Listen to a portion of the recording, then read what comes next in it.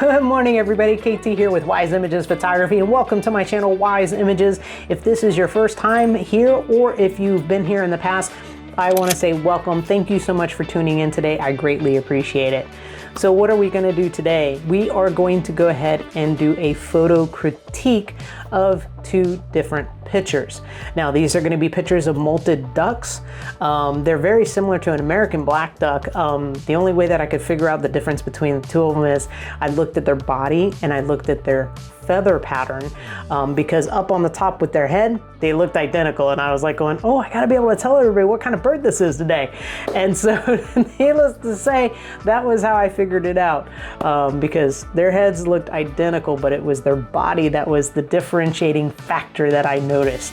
Needless to say, without further ado, let's get into this critique here. All right, so here's the first image.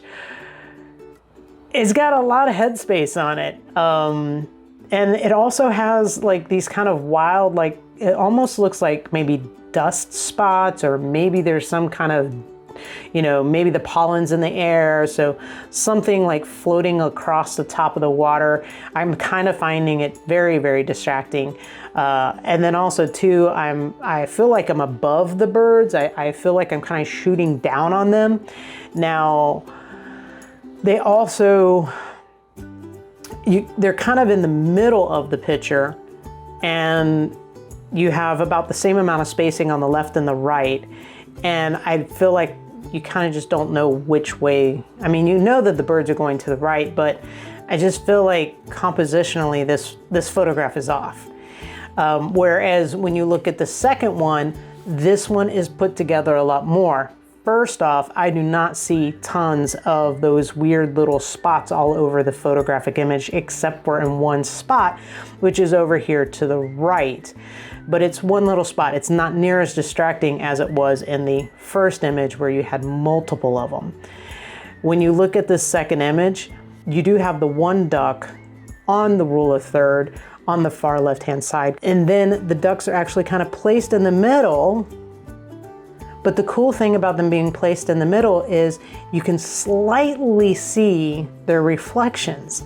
And so you almost have a symmetrical look to this image, even though with the wind blowing, it kind of, you know, distorted their reflection a little bit. So you're kind of following a different compositional tip there.